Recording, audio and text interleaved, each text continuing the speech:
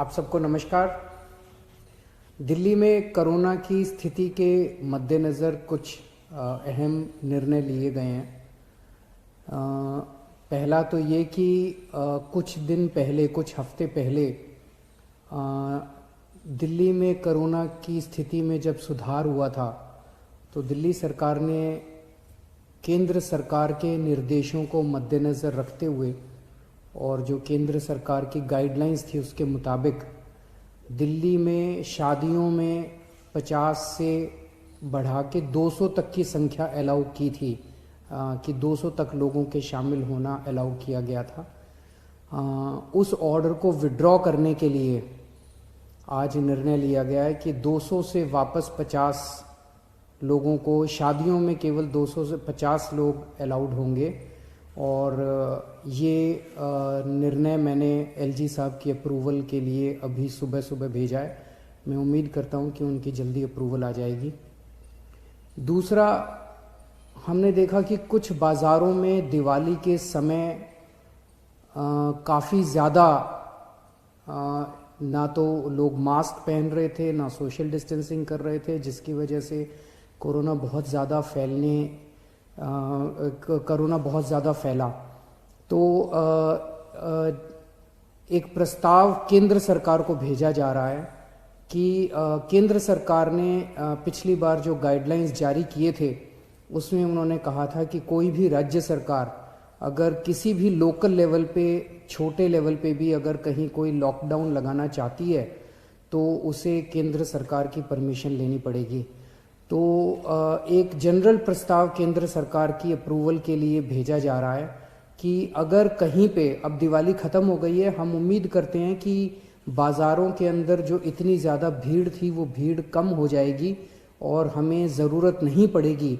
लेकिन अगर ज़रूरत पड़े और सारी कोशिशों के बावजूद भी अगर किसी बाज़ार में हम देखते हैं कि सोशल डिस्टेंसिंग और मास्क का पालन नहीं किया जा रहा और वो एरिया एक तरह से लोकल कोरोना हॉटस्पॉट बन सकता है, तो उस वहाँ पे बाज़ार को कुछ दिनों के लिए एहतियात के तौर पे बंद करने की इजाज़त दिल्ली सरकार को दी जाए।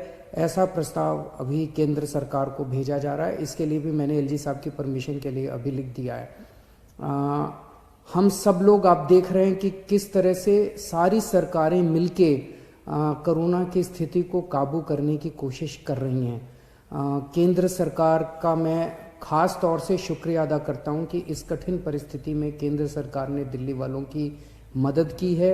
और सबसे बड़ी मदद है कि जो उन्होंने 750 आईसीयू बेड्स और जल्द से जल्द बढ़ाने का उन्होंने आश्वासन दिया है।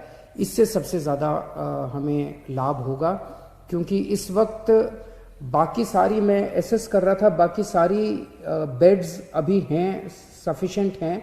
कुछ अस्पतालों में, जो सबसे बड़े बड़े प्राइवेट अस्पताल हैं, उन अस्पतालों को छोड़ दे तो अन्य कई सारे सरकारी अस्पतालों में भी हैं और कई सारे प्राइवेट अस्पतालों में भी बेड्स की स्थिति ठीक ठाक है।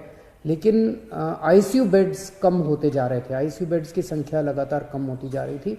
और मैं इसके लिए केंद्र सरकार ने आगे बढ़ के मैंने एक हफ्ते पहले चिट्ठी भी लिखी थी केंद्र सरकार को कि हमें तुरंत आईसीयू बेड्स चाहिए, और केंद्र सरकार ने इसको सकारात्मक तौर पे हमारे को वो किया। इसके लिए मैं पर्टिकुलरली शुक्रिया अदा करता हूँ। इस वक्त सारी सरकारें, केंद्र सरकार, दिल्ली सरकार, सारी एजेंसीज, डीआरडीओ, आईसीएमआर, सब एम्स वगैरह, सब लोग मिलके पूरी कोशिश कर रहे हैं, डबल एफर्ट्स कर रहे हैं अपने कोरोना की स्थिति को काबू पाने के लिए। लेकिन ये तब तक नहीं ठीक हो सकती जब तक हम सब लोग, जब तक एहतियात नहीं बरतेंगे। मेरी आपसे हाथ जोड़ के विनती है कि आप ये कोई किसी और के लिए नहीं मांग रहे, आप ही के लिए, आप ही के स्वास्थ्य के लिए, आपकी ज़िंदगी के लिए, आपके परिवार के लिए आपसे अपील कर रहे हैं कि मास्क ज़रूर ज़रूर ज़रूर पहनिए, सोशल डिस्टेंसिंग का पालन ज़रूर ज़रूर कीजिए। कई लोगों को लगता है मुझे तो नहीं होगा, पड़ोसी को हुआ मुझे नहीं होगा। ये किसी को नहीं देखता कोरोना, ना गरीब को देखता, ना अमीर को देखता, ना इसको देखता, ना उसको देखता। किसी को भी कभी भी हो सकता है, और अगर बिगड़ जाए तो खतरनाक हो सकता है। तो फिर से मैं हाथ जोड़ के सबसे अपील करता हूं कि आप please please please social distancing की का पालन कीजिए और मास्क ज़रूर से पहनिए। नमस्कार।